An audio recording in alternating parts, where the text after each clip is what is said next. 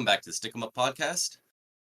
Brundi, we got two more teams to talk about today. We are back with our coverage on two teams an episode, and today we've got the Detroit Red Wings and the Montreal Canadiens that we'll be covering. Without further ado, do we want to jump right in? I think you said you wanted to start with the Red Wings, right? Yeah, we'll start with Detroit. Before we quickly do, we don't need to dive into this much, but it is breaking news as of within the last hour or so. Okay.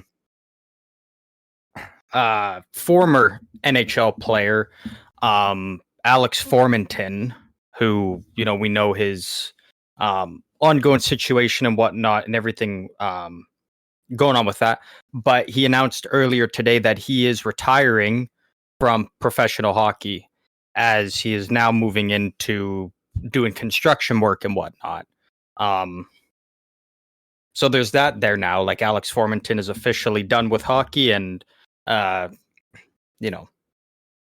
know necessarily what the future exactly is going to hold for him, but in the meantime, it is in doing construction work. So yeah, that's interesting. You got to wonder if he had a family member that had an in with a company. It was just like, this might just be easier for you, or if it's an interesting weird situation there. But that's you gotta try and make smart decisions, and unfortunately he didn't. And yeah, it's really just them's the breaks. But moving on, we will start off with Detroit here. Looking back at Detroit last year, they finished with a record of 41 wins, 32 regulation losses, and 9 overtime losses for a total of 91 points. And they finished fifth in the Atlantic, just outside of the playoffs. Their goal is for 278. That was actually good for 9th in the entire league. So that's pretty encouraging stuff there for the Red Wings. And goals against 274th. That was good for 24th in the league. So, the offense wasn't the issue for Detroit last year. It really came down to their goaltending and their defensive play. Yeah. Which is kind of what we'd expect when looking at the makeup of this team. Yeah. Yeah, you have to wonder if they were, were they in at all on a guy like, Linus Ullmark and that kind of thing? Like, they have some good goalies coming up, I believe, but right now I think they could use some better goaltending. And obviously the defensive core. It's not just the goaltending, but I think they're both an area of concern. Yeah, and in the direction they went with for goaltenders this offseason, not good in any way. Whatever way you slice it, it was not good. Looking at their upcoming draft picks, they haven't been moving any.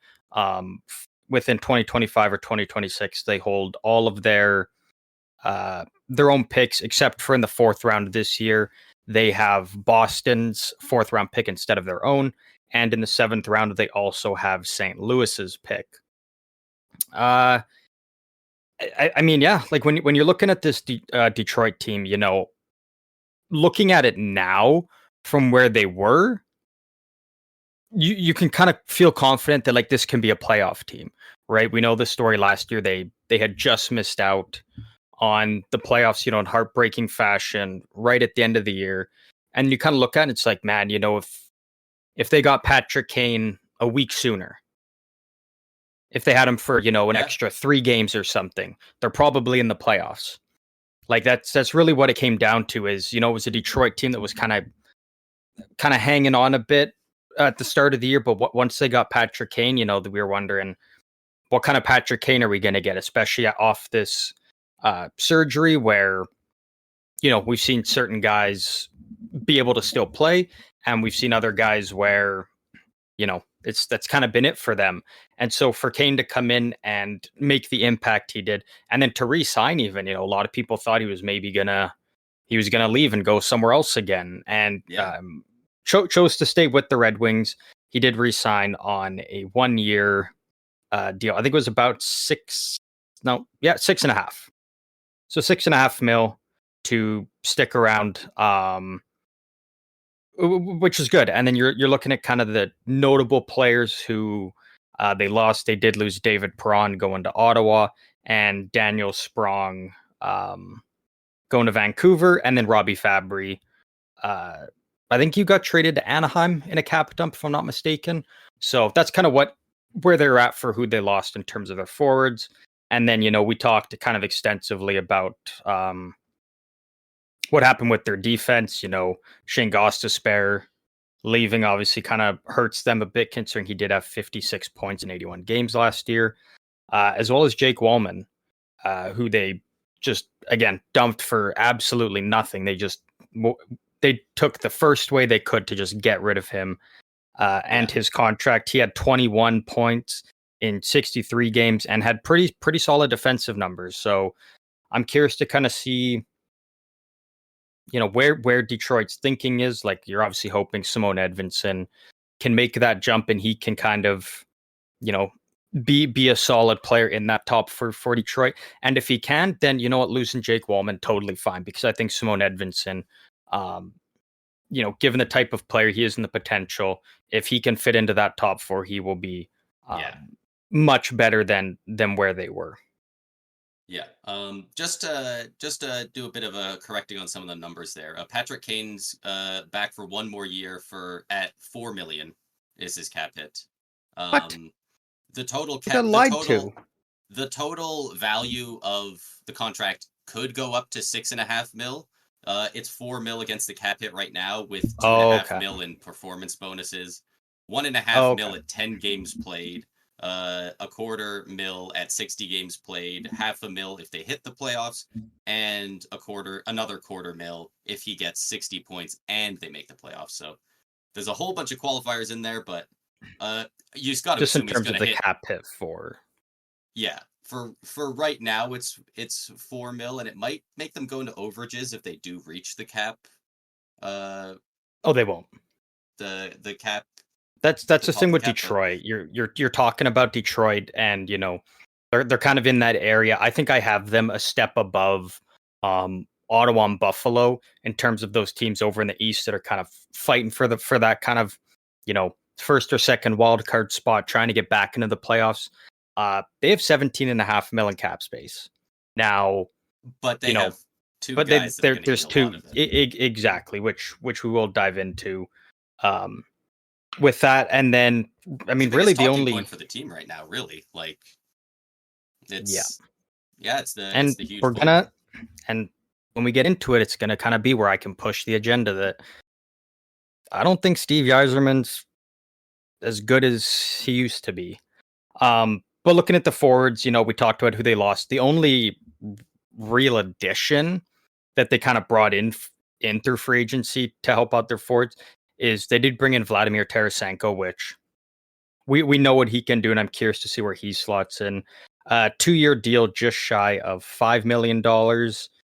So again, it's like you're kind of looking at Detroit, and it's and also they did bring in Eric Gustafsson on the back end, who I think if he can do what we've seen him do before, I think it could be better than what they had with Shane Gostisbehere, and much cheaper. But I don't think he's going to be as good as Gostisbehere, but at $2 million per year for the next 2 years, like, you just need him to be fine. Why couldn't he? He 100% could. I don't think he's that guy. I just don't think he can. He personally. 2018-19, he dropped 60 points with Chicago, playing with Kane and DeBrincat. I guess it seemed like a lot more favorable situation there. 22-23 with not last year, but the year before, a pretty mid Washington Capitals team, 38 points in 61 games. Yeah, but he had very little competition for spots on those rosters. Like, I don't think he's going to be the guy here. Oh, I think there's a very good chance. I think that you're bringing him in. You're not bringing in Eric Gustafsson to be out there blocking shots, killing penalties. He's more of an offensive guy. Yeah, but he's not going to be quarterbacking power play one. Why not? Because you have more each side. I mean, what is Sider done though to prove that he should be the top guy? I mean, if you again like I'm always all for if they go with Sider, A sure, top a but like top if pairing Eric guy, number one power Gustafson, play, making 2 mil, like it feels weird. Like if he's actually that good, why didn't he get paid more? Like I don't know. I think Moritz Seider is going to be great. He took a bit of a step I back, but 100% do as well. But I mean, again, when you're Detroit, like you go with what your best option is, and if you've got a guy like Gustafson, who again has proven he can work on running a power play with guys like Kane and DeBrincat, I mean, you give him a chance, and if it works, it works. If it doesn't, you have a great fallback with Sider, and then even if you start with Sider, if it doesn't work for whatever reason, you've got another guy that you can move Gustafson up. So at least they have more options.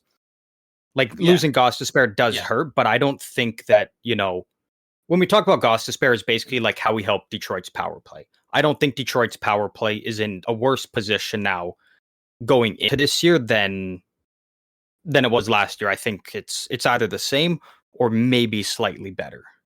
But obviously that I feel remains to be almost the same seen. way, but on the other side of it, I feel like it's like if he's quarterbacking the second power play unit, which I assume is where Gostisbehere was, uh, they would be about the same still, maybe slightly worse. But like, yeah, you're splitting hairs there, and like yeah, it's not an area for concern for this team right now. Like, Mhm. it's a pretty good replacement for, again, a very reasonable cap hit of 2 mil for the next 2 years as well. It's not just one, so that'll be really nice for them.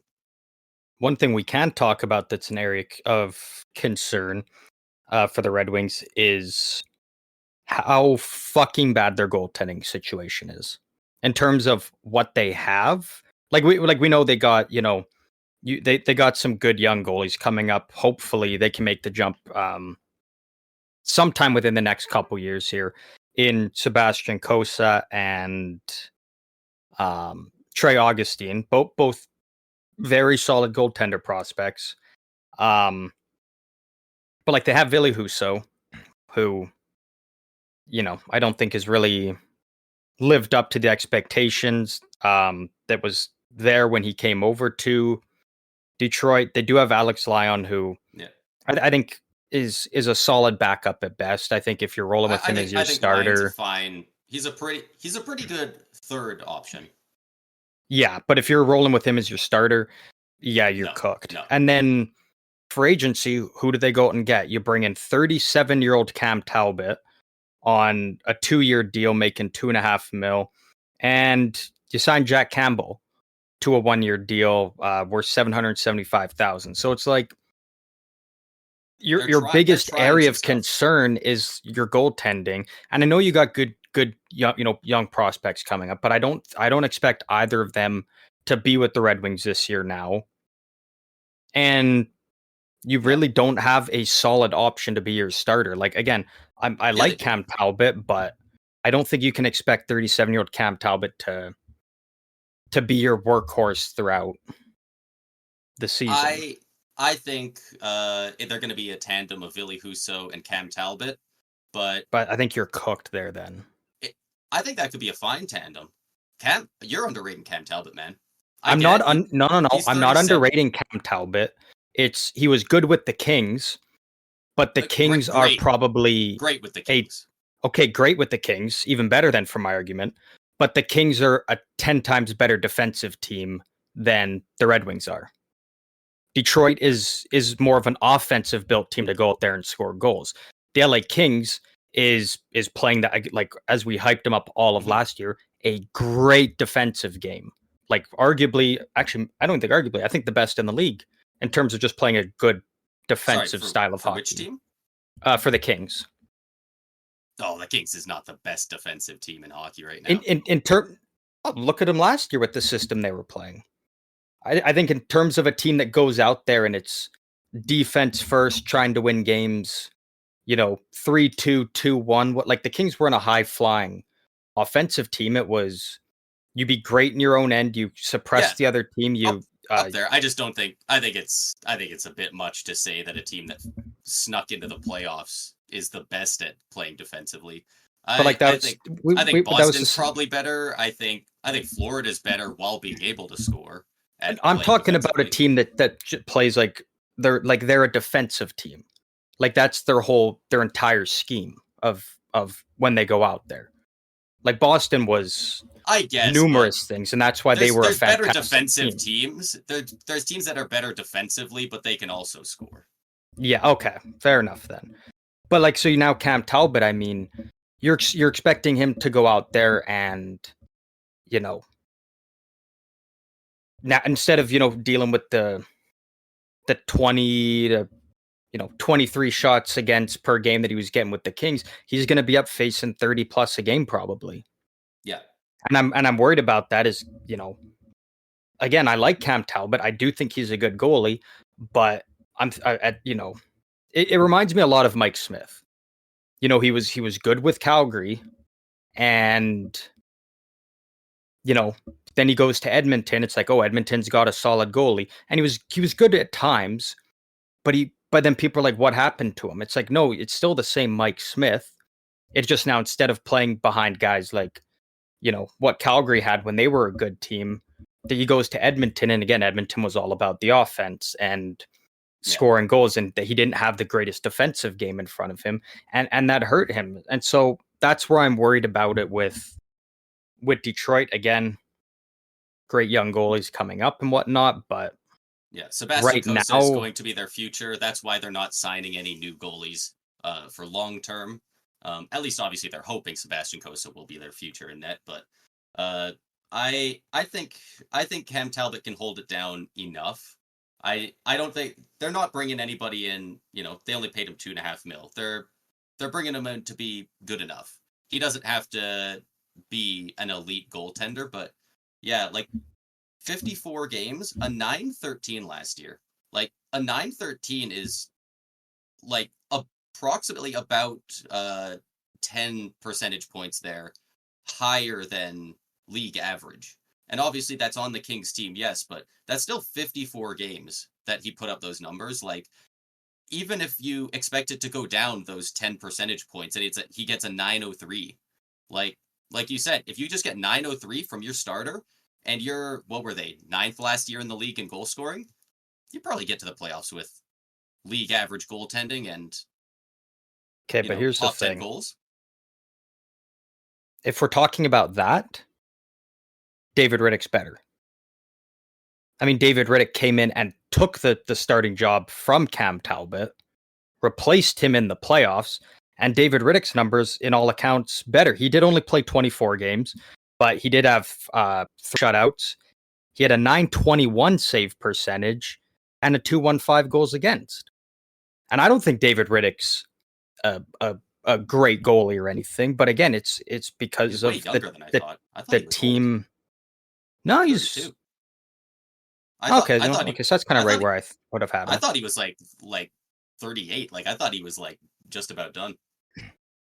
But like, and again, a lot of it is, and that's my thing, is like, I'm not saying Talbot's bad, but a lot of it, again, is the team that was in front and the way that the Kings, their style of hockey and whatnot. It's the same way that, the Islanders, like, not anymore, but during the Barry Trotz time, they made any goalie look good. Like Thomas Greiss was, I think, I don't think he got many, but I think Thomas Greiss maybe got like one Vezina vote or something at one time. And it's like Thomas Greiss is a backup goalie, but it's just because of the team that was in front of him and the style. And that's something I'm very curious with Detroit, though. Like, I'm not writing Cam Talbot off yet, but I'm very curious to see. Still a starter. Like, even I think he's a fringe starter. Like, he's a guy you want maybe 41 games max out of him. Like, if you play him in a tandem and go 50-50, okay. But if you're going in being like, he's our starter, he's our guy, it's I don't love that for Detroit, especially when for most teams, I think a starter plays 50 games and then the backup plays like 30, 25-ish games. So like, it's only guys like the Vasilevskis, Shesterkins, Hellebucks who really play 60 games. I was gonna say there's like the elite goalies, there's starters, and then there's like fringe starter, backup, whatnot. Yeah. Yeah, if you're an elite goalie, yeah, you're probably playing the and he's the not 60 to 65 in there. As if you're just like a starter, yeah, you're probably more in about that 50. 55, 50, yeah. But like Yeah. even in 2 years ago, only 36 games, which, is about a tandem. An 898, which is a little below league average. That's on the Senators, who sucked. Before that, a 911 in 49 games with the Minnesota Wild, who aren't exactly phenomenal defensively. They're not bad, but you know, like all things with Minnesota, generally middle of the road.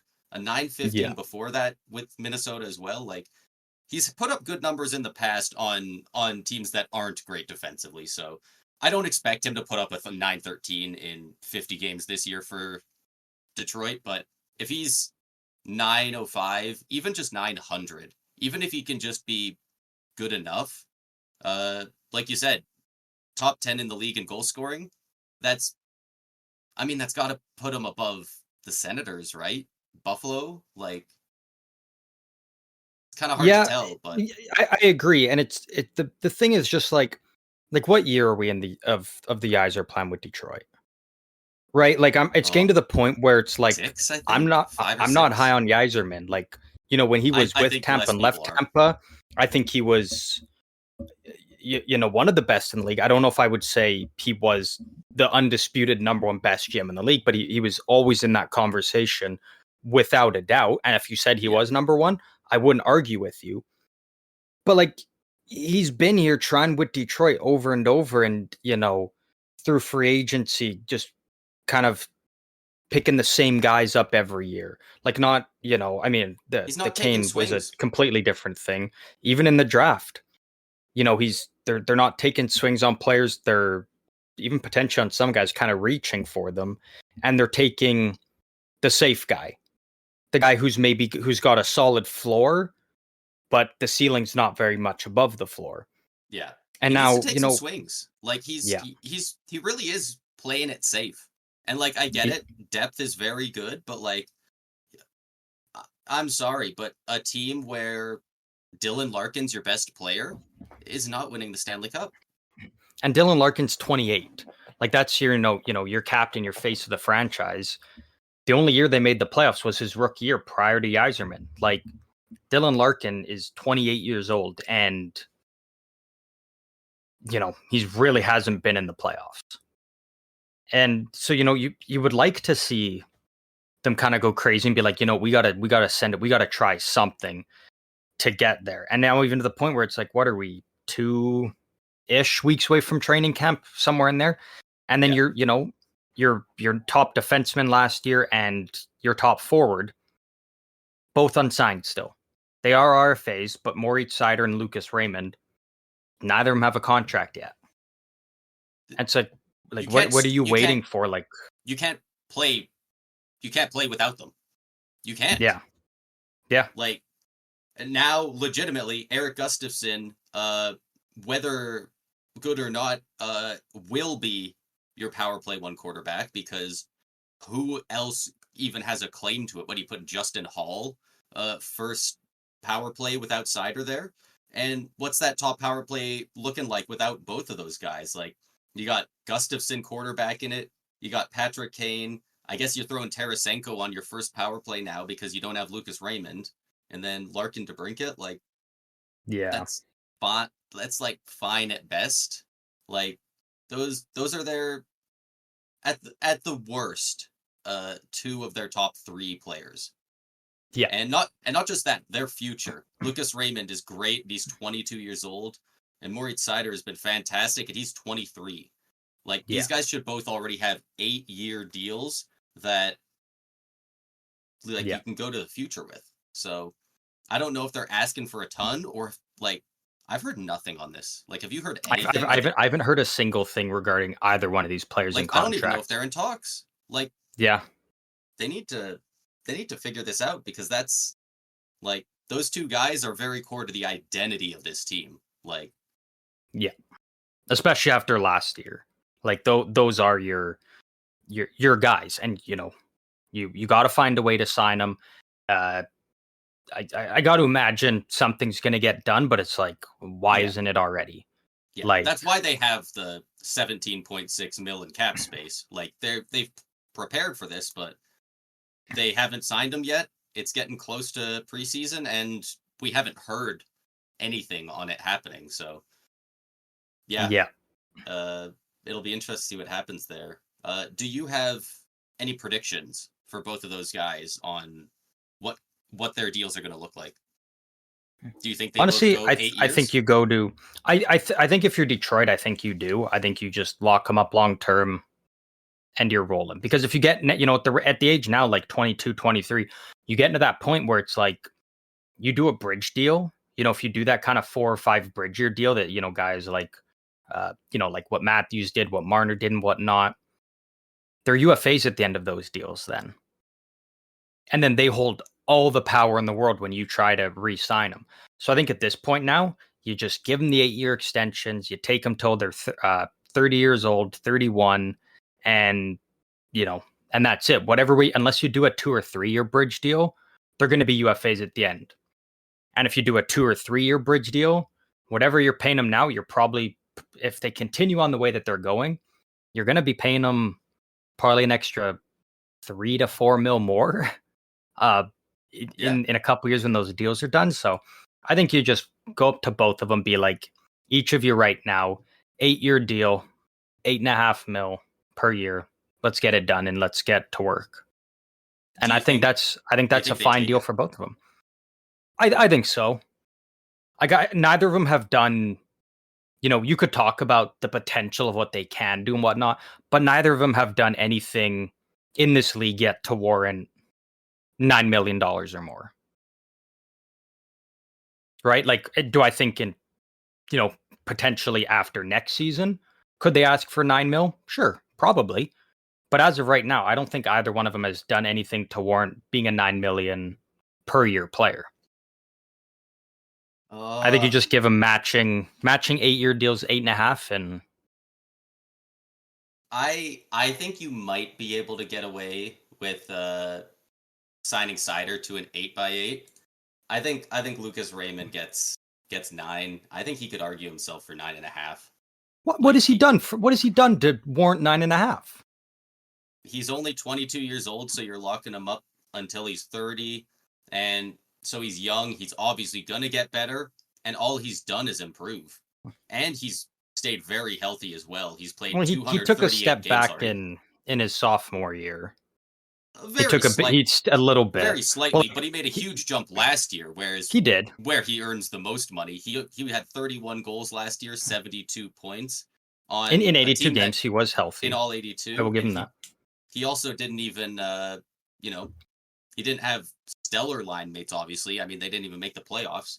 Like he could, I legitimately this next season I could see him reaching 85, 90 points, 40 goals. Like I think Lucas I Raymond's don't one of think those guys that could he's a $9.5 million guy though. Like, like as of right now, no, but you also kind of got to pay guys based on their potential. Like if he you argued don't for it, have I to. think he could get it. I Well, don't think no, you but have to. they also don't have to sign. Well, and that's true. But I think if you offered, like, and the thing is I think, if again, haven't heard of any talks going on, but like I feel Yeah. like Detroit's trying to lowball them. I feel like if you offered both of them an 8-year deal at 8.5, I think both would be happy to sign. And if they don't, it's probably because maybe they don't want to commit to an 8-year deal. Maybe they want to do that bridge deal and then cash in for a bigger deal afterwards or whatever. But like, Yeah. you got to get something done here. You're starting to run out of time, and if you get to the point Yeah. where you're going into training camp with your 2 biggest guys Yeah. This isn't unsigned, like, yeah, this isn't an extension. This is they can't play this season. Like yeah, exactly. you can't start the season with it. So they must be in contract talks. So I They got to have to imagine be. they're not getting. It's just they're not getting stuff done, and it's concerning. It really is, and Sider obviously being a defenseman hasn't hit as high point totals. He had 80 points in his rookie year, and then 42 in both of his next 2 years. So he's been consistent. Also, he plays a pretty physical game.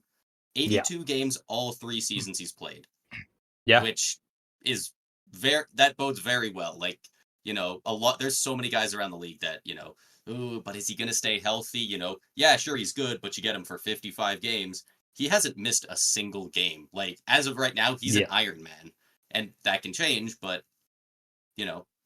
it's an argument that his agent could definitely use to get as much money for him as possible. So I really am interested to see what these guys make, and like if they're really playing hardball, asking for more money, they're in a position where they kind of just have to give it to him, like until it's like an insane amount of money, until it's like, okay, we just can't do this, we have to trade him. If they both say I want 9.5, I think that's still at a number where, all right, guess we'll ship off Ollie Mata and then make the numbers work. Like, yeah, because if they play game 1 of 82 without these two guys, you're very quickly going to be writing off this season as we'll get him next year. Yeah, and it also sets a bad precedent there. Yeah. You've got all these young guys coming up, and they're starting to see like, you run into a thing kind of like what Ottawa was in, where it's like, fuck, Ottawa just doesn't want to pay their guys. And so they started shipping out a bunch of their, big guys because they didn't want to sign them. They didn't want to have to pay them big money. So they're like, we'll get rid of you.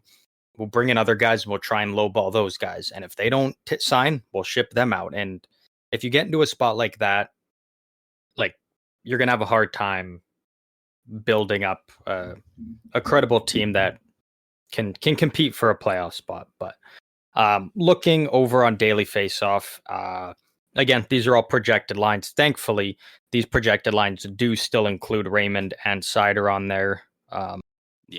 Assuming that they do sign, along with Jonathan Berggren. It's crazy. Yeah. This also does include Jonathan Berggren, who, again, he's also current RFA right now. He's waiting on a new deal, but I got to imagine they'll be able to get him on a cheaper deal. So that one's not as big of a concern. I think it's really... Exactly. That's exactly what it is. But looking at what they got projected for the first line, you got Dylan Larkin down the middle, centering Alex DeBrincat and Lucas Raymond. It's a good first line. It's a good first line. It's not a first line I see and I'm like, fuck, that's, a dominant line. Like I'd put it right in the middle, honestly. I think if you're going through looking at a lot of teams' first lines across the league, I think this fits kind of right into that middle area. I think this is a little bit underrated. I think they're knocking on the door of top 10. I think they're like 10, 11, 12. No. I think there's a maybe lot, like I would say they don't 11 have that and 12, yeah, but top 10. They don't have that Kucherov, that McDavid, the McKinnon, but at the same time, they don't have... A lot of teams also have that top line where it's these two guys, and then this guy can, fill in when needed, but really, like, DeBrincat is a proven goal scorer.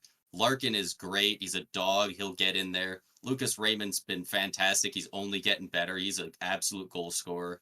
Like, I think all three of these guys are genuinely elite.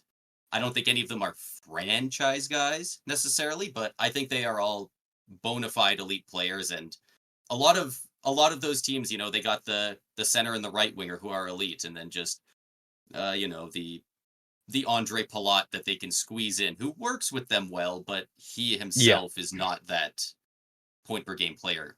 So I do really like this lineup. Obviously they don't have the game breaker, but I think it's an elite level. Which I think is still going to kind of be the thing. Like, Detroit is going to, continue to keep going, and they're going to keep trying to find that, whether it's, through the draft, which might be a bit harder because you're not going to be getting those top picks anymore, or free agency or whatever. I do expect them to probably still be on the hunt to try and add, that, game breaking talent, that, like, kind of superstar and whatnot. But for right now, it's a very solid first line, and it's one that can still easily get you into the playoffs. Looking at their second line, JT Compher in the middle with Vladimir Tarasenko and Patrick Kane on the wings.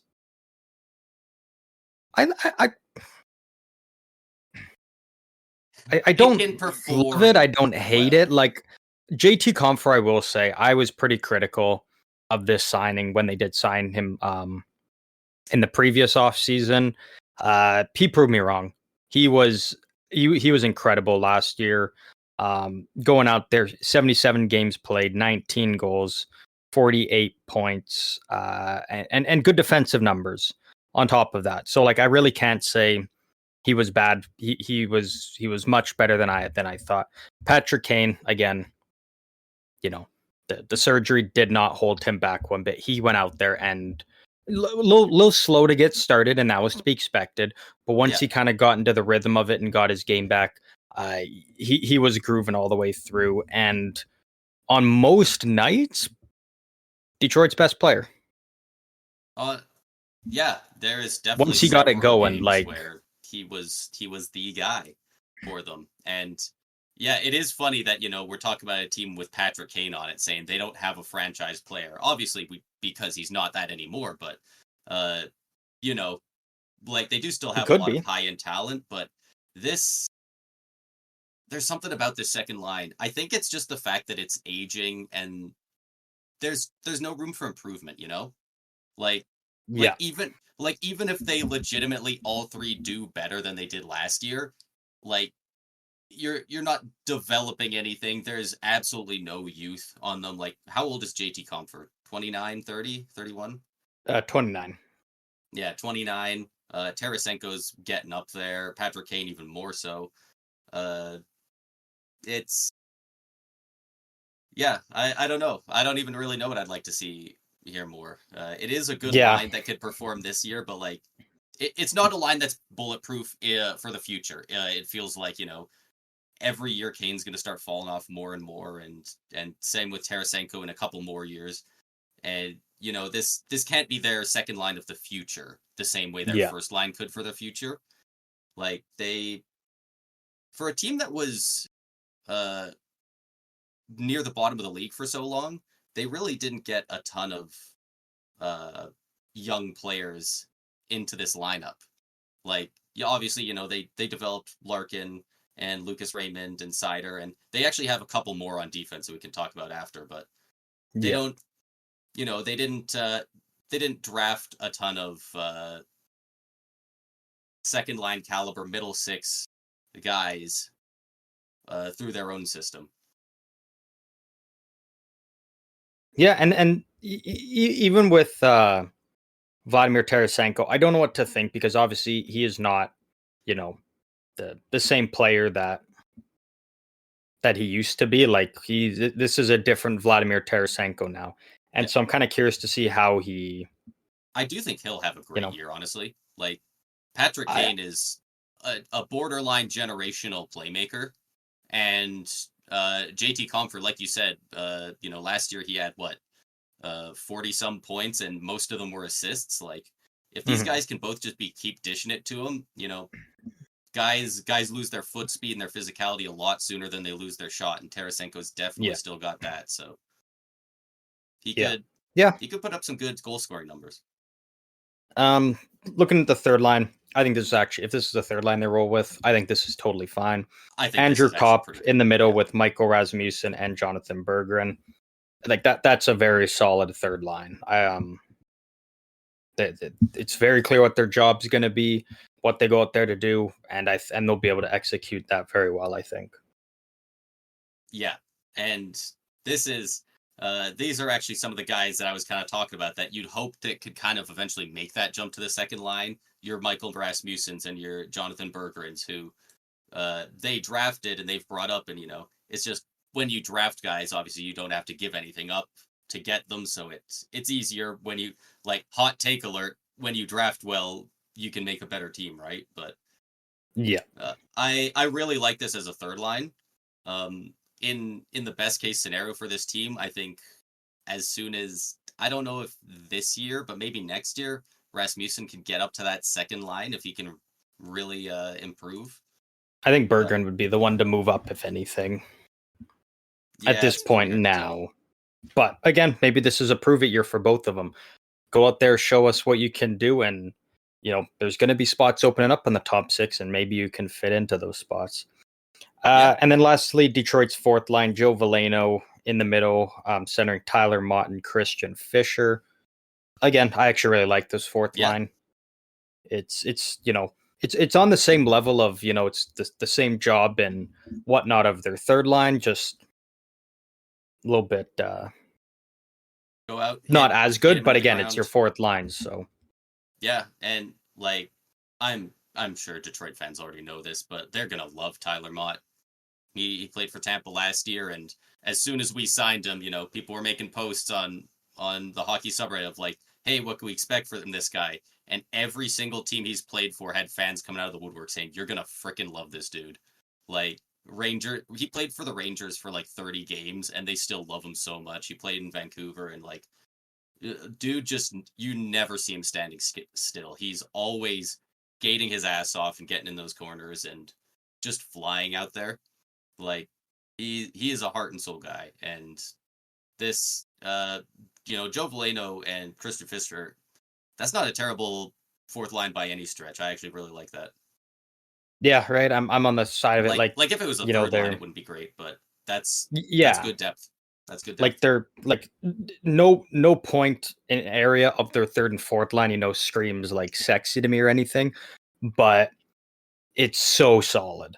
And you know exactly what you're gonna get. You're gonna get just great energy and effort out of them. And that's what you want out of your third and fourth line. Like you don't need guys going out there to drop, 25 goals, 60 points. Like you need guys out there that are going to do their job and they're going to give the team the best chance to win. And I think that's what you got there with that. Yeah. Moving to the defensive pairings. Funny enough, actually, their third highest paid defenseman, Justin Holl, is not projected to be in the lineup. So I'm curious to see how that shakes out if it does. But looking at their top pair, Ben Sherratt and Moritz Seider. Seider's fine there. Ben Sherratt, I don't love that being on your top pair, if I'm being honest. Yeah, I think he's probably the best fit for that top line with Seider, as it is right now. But yeah, Seider's totally fine on that first pair, but Sherratt leaves something to be desired. Yeah. Second pair, you got Jeff Petrie playing with Simone Edvinsson. I actually really do like that one. I think it allows Simone Edvinsson to, you put him with a good veteran and a guy like Jeff Petrie, and I think their games can kind of complement each other. Obviously, Jeff Petrie's more of an offensive defenseman as opposed to a defensive defenseman, where I think Simone Edvinsson is still kind of working on his defensive game first, and polishing that out before focusing on starting to put up good offensive numbers. So I think the two of them together, I think it could be very good, but it very well could be a disaster. And I'd be curious to see if that is a pair, how the two of them would look out there.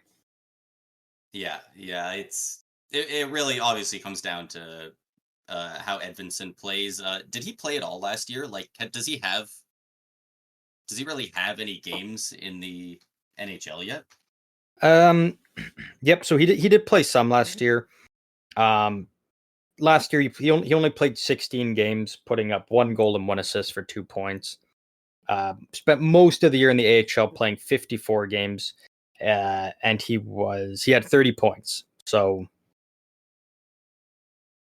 when he's in the AHL, he can put up points, but in the NHL right now, it's going to be, working on the defensive game first, and then once you kind of got that going, then you can start working on your offense and taking more chances and putting up some more points. So, but this is the year they need him to make the team. If you're at a point now where this is a guy, he's 21 years old, you drafted him 6 overall. If you're sending him back to the AHL again, it's like that's not a good look for them. Not saying like he's cooked or anything or whatnot, but it's not a good look for Detroit if this is a guy you drafted 6 overall and you're going into your 4th year with him and he still can't make your team. I don't love that for them. Yeah. And then looking at the last pair again, no Justin Holl as it probably should be. Oli Mata and Eric Gustafsson. I like it. Yeah, as I far don't think as there's anything on third the lines go. defense that is like, a big glaring hole that's like this needs to be addressed. But they're, you can definitely improve it for sure. Yeah. Yeah. And I think if Edvinsson can really improve and step up and be good in the NHL, especially if he can really be locked down good defensively, then I think that would be a perfect scenario where they could move him up, swap him and Sherratt, and now you have Edvinsson as that anchor, which lets Seider be a little more offensive and jump up in the play a little more. And like, if you could have those two elite players uh, on that first pair, like that could be huge for them. And I got to imagine that's what they're hoping for.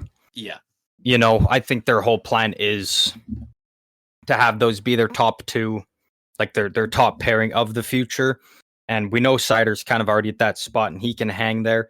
It's now just a matter of helping Simone Edvinsson get up to that spot with him. And maybe you try them out together in training camp and preseason. Just put both of them, assuming Seider signs by then. You just put them on the top pair and be like, hey, let's roll with this and see if it works. And if it does, you roll with it. If it doesn't, all right, a little more seasoning and work for Edvinsson, and maybe at some other point we'll get you up there. Yeah, and he's not Justin Holl. I think probably does end up making their lineup. Honestly, I don't know who he'd be taken out if they're going to see if Edvinsson can crack the lineup or if they actually want to start him in there, or maybe he even pushes an Oli Mata or somebody out of the lineup. But I have a hard time thinking that he's not going to get into some games. Whatever way you slice it, they're paying a defenseman a shit ton of money to sit in the press box. Yeah. Justin Holl is doing it, making 3.4 for the next 2 years. Oli Mata, he's making $3 million. I don't think Jeff Petrie or Eric Gustafsson comes out. I don't think Moritz Seider does. I don't think Ben Sherratt does. Edvinsson, like you got to hope he team at this point. You got to assume like this is the year. But if he's their seventh best defenseman, do you think if he's close, but that seventh defenseman, do you think they just put him in to try and hope that he gets something going, or do you think he has to prove it to earn onto his team? Because as much as they want him to develop and be that guy, they want to be in the freaking playoffs. Yeah, well, and Simone Edvinsson, like he's either making the team and he's in your lineup or the AHL. I think the worst thing to do for him is just have him be your seventh defenseman and be with the team, but he's always in the press box. He would not be a healthy scratch. He would be on that AHL team. I don't think he'll be on the team to start the season here, but I do think it's an outside chance, but honestly, I think it's a good outside chance by the end of the season that Axel Sandin Pellikka squeaks his way into this lineup, into that decor. It would be very late, like because I believe he's going back to Sweden. Or wait, no, maybe he's not actually. He signed, didn't he? I kind of think he might have signed. I'm not 100% sure, but he signed. He signed on May 6th. So so he's over, and he's going to be starting there in the AHL 100%. Yes. It's not very often you see a guy come straight over from Europe and immediately just thrown right in there. I think I think he'll get a crack and some looks here and there. But I think they need to give him a solid, year of development and just get used to being over and especially because Detroit notoriously gives their young guys so much time to develop. But 2 years ago, he had pretty solid numbers in Sweden, in the SHL. Last year, his numbers got a lot better. Like he improved rapidly. So I don't think it's likely that it'll happen, but I wouldn't be incredibly shocked by early 2025 if they decided, this guy's undeniable, we're bringing him up. Yeah. And you know what? He's the guy.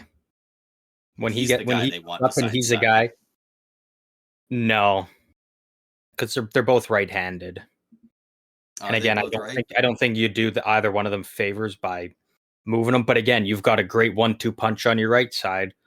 If Simone Edvinsson pans out and he's on the left side, like your defense could be looking really good. But Yeah. Sandin Pellikka, that's the guy who is going to be running that power play for 15 plus years once he makes the team. Like that's the guy that they're waiting on to be that guy. I think Edvinsson could be real good for them. I think Seider's already fantastic for them, but for my money, Axel Sandin Pellikka has the highest ceiling of the three, and if he really pans out the way they want, like, it's hard because it's what a lot of people say about any young offensive defenseman, but like it's giving Erik Karlsson. Like he looks great moving the puck on that blue line. Yeah. But that wraps up everything for the Detroit Red Wings and their kind of off-season review, a little bit of preview of potentially what we could be looking at with them going into this upcoming season. As always, we got the two questions. We'll start off with does Detroit make the playoffs? Oh, these teams in the East are just so hard to say whether or not. I think only 3 get in for the Metro. I'm gonna say yes. I'm with you. I say yes. I think that was one of my bold predictions when we did it back kind of near the beginning of July. I think they get in. I like where they're at more than an Ottawa, than a Buffalo. Obviously, there are areas both of those teams are of concern for Detroit, but I think you can address them, and you do have pieces in the system that could come out of nowhere and surprise people and help fill those roles. So, but again, you got to get your 2 big dogs signed. Like you just have to. Yeah. And then, man, I know a lot of people have Detroit a good bit above Buffalo and Ottawa. It's a 3-way coin flip for me. I like what all 3 teams are doing. They just none of them have broken through yet. Like something's got to give. One of them's got to make it one of these years, and I would genuinely not be shocked if it was any of those 3 teams. Yeah, I think in terms of like, when I look at all teams all around, like I'm looking at Detroit and I'm like, you've got solid, consistent guys in there, right? Whereas when you look over it, right now with Ottawa and Buffalo, like you've got some uncertainty with some guys and some inconsistency issues that which could completely be removed, and I could be 100% wrong going into the season. But as of right now, there's exactly, and there's those inconsistency issues that I think need to be gone for me to say because I think probably only one of those teams makes it. Yeah, I think there's definitely a world where none of them do. Like 100%, yeah. I think one of them probably does, but like it's so weird because the Red Wings are a lot more consistent, but at the same time, Buffalo's got that. They've got that higher end talent in guys like Dahlin and what we know Tage Thompson can do. Will he? We'll see. Exactly, and, right. The Senators got a guy like Tim Stützle out there. Brady Tkachuk. Like it. There's so many variables, and the thing is I could not tell you which way it'll go. Exactly. Like, I think only one makes it because, like, if you're getting to the point where you're talking about 2 of those 3 teams making it, you're then on the side of like who's dropping out. And I think the only 2 teams that you could, because you probably got to pick from the Atlantic. Because I think both wildcard spots go to the Atlantic, and so it's like who's a team that comes out. Like you can't pick Boston. I don't think you can't pick Florida. Honestly, I think the only team you can't pick is Florida. I think Florida makes it. I think Boston still does. It's Tampa, Boston Toronto probably makes it because it's life's cruel joke that their roster gets worse and the team gets better. But it would be Tampa or Toronto, but I don't see either one of them missing. I think they're both still safely and comfortably going to make the playoffs. So I don't think any of those teams are gonna very safely make it at this point. I think these three teams and like all of these teams in that Atlantic, all 8 of them, they're playing each other a lot. They're taking a lot of points away from each other. I think the second team in the Atlantic to clinch the playoffs, I think they do it after Game 70. Yeah, because it is going to be a dogfight. It's not going to be down to Game 82 for all those spots, but I think it's the spots start getting clinched a lot later in the year than they did the last few years. Yeah. Fair enough. And then the other one we do, you get to pick one player from the team to win an individual award, get a piece of hardware in their collection. Who's your pick here? It's kind of a bit tough with this team. There's none that stand out super hard for me. But there are a few guys that could win some stuff. I would say the most likely is probably Simone Edvinsson for the Calder. I mean, I like it.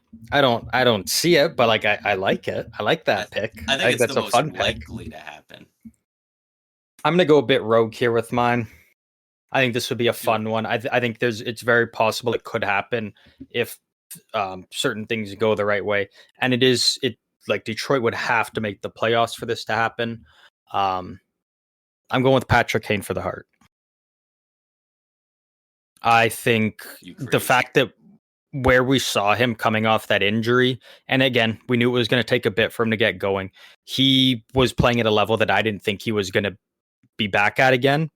And I think having a full off season, not worrying about where he's going to sign, like he was already signed before the draft.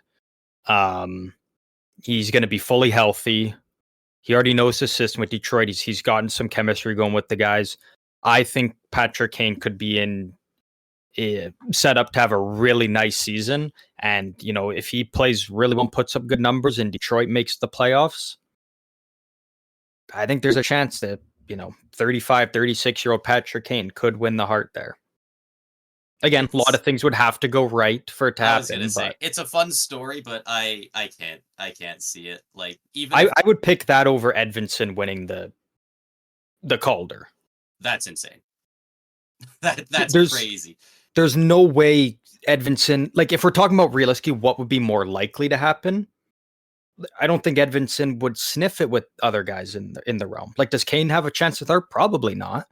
But I like the outlook of it potentially more. Edvinsson has a much better chance at winning the Calder. I'd say he's in the top. He's knocking on the door of top 10 most likely to win it across the league, and especially considering he's projected to get 10 in the league. There's no for the Calder. There's no. With guys like Celebrini, Michkov, Cutter Gauthier. Yeah, those are other guys in the top 10. That's why I didn't say top 5, because I don't think he's that likely to. But, dude, like Logan Stankoven is still available. Not in the top 50 players to get the Hart. If they win the President's Trophy, he doesn't sniff it, in my opinion. Like, he hasn't scored 100 points in a season since 18-19. We saw 2 guys hit 140 last year. That's the level. He's the only guy on that team to ever hit 100. I'm also just looking. I want to make sure. He's missed a lot of games in the last several years. Like, I have to give you an asterisk. Simone Edvinsson he's not eligible for the Calder. He's not. So, yeah, I'm just double checking. Do you know why? Yeah, because he played. I can't remember what the exact deadline or the cutoff is, but I think it's if you play. I can't remember what it is, but I'm looking back at it. So William Eklund in 21-22, he played 9 games with the Sharks. 22-23, he played 8 games. And he was not eligible for the Calder this past season. Edvinsson, 22-23, he played 9, and then last year he played 16. So I don't know what the exact cutoff is, but I do games, have it here, actually. Because I I was literally earlier today watching a breakdown on some people, and who was it? I think it might have been Logan Stankoven. People were talking about it, and I was kind of thinking, like, why is he eligible for the Calder this year? The eligibility for the Calder Memorial Trophy is a player cannot have played more than 25 games in any single season in the NHL, or they can't play 6 or more games in any 2 seasons. Okay, so that's what it so is. If they have 2 seasons where they played 10 games, now they can't. So that would be the cutoff. He had 2 years of over 6. So that makes sense. Okay, so that's okay. So it's 6 games. I wasn't sure what the total was. Okay, that makes more sense there. Okay, I always wondered that because I was like, if they play more than 8 or whatever, is that the cutoff? Like they burn a year their contract? But that's interesting that that's specifically it. Honestly, yeah, that's a weird number to go with for 6 games. Like honestly, if I had to repick, like, does Dylan Larkin play 2-way? Did he win the Selke? I don't think so. I was kind of thinking about that, but I'm like, I haven't heard anything of. I think Lucas Raymond for Hart would be mine. I think Lucas Raymond for the Hart. Okay, I won't. I'm not gonna bash yours like you bashed mine. I just think that's crazy. Like, if you took, it's literally not though. If you took Patrick Kane's best season he's ever played in the NHL and he did it next year, I don't think he makes top 5 in voting. Like, didn't you pick fucking Brady Tkachuk for Hart or something like that? Something ridiculous. I'm not saying that. Pretty sure you threw one out that was like wild. I've had a couple bad ones. Like, I think it's not out of the realm though. I don't think there's better options though. I think Lucas Raymond plays a much better 2-way game and will put up more goals and points than Patrick. I can tell you right now, when looking at the Hart, they don't give a shit about a 2-way game. Yep. it's all about the points and. But he's gonna put up more points and goals than you don't know Kane that as well. Kane was on pace for better numbers if Kane played the same amount as Raymond based off. But he's not what he did in his games. Raymond always plays 82 games a season, and these are Patrick Kane's games played for the last few seasons. 50, 19, 54, 78, 56, 70. He ain't a healthy guy anymore. It's not to be like, he's 100% not going to play. Even if he does play all of them, he's on pace for about 80 points last year. Like, there are guys who legitimately could be knocking on the door of doubling that. Nah, you're 150 points. You're a glorified Patrick Kane hater, and he's gonna prove you wrong this year. He's gonna prove you wrong. You know what? I'm not gonna say you're wrong there. I'm a little bit of a Patrick Kane hater. He's gonna prove you wrong. You know what? These generational franchise guys, they have a habit of proving people wrong. So you know what? He'll probably go out and put up 100 points. That's what I'm saying. Drops 100, they make the playoffs, and it's like if he put up 100 he's the one that 70 are goals. I still don't think he gets the Hart, man. Over McDavid, like. No, but I'm saying what's most likely. Are just insane. Like, what else am I gonna? What else could you pick with this team though? Like, it feels like the most logical because. That's why I was throwing Larkin for Selke out there. No one's sniffing the Norris. No one's sniffing the Vezina. No one's sniffing the Art Ross or Maurice Richard. For Norris might be their best option, which is also not likely. Yeah, I still don't. I don't see that one. Not yet. Like maybe in the future, but right now it's. Yeah. Honestly, dude, freaking Cam Talbot for Vezina. If he puts up a 915 on this bad defensive team, maybe he'll get it. It's a tough call.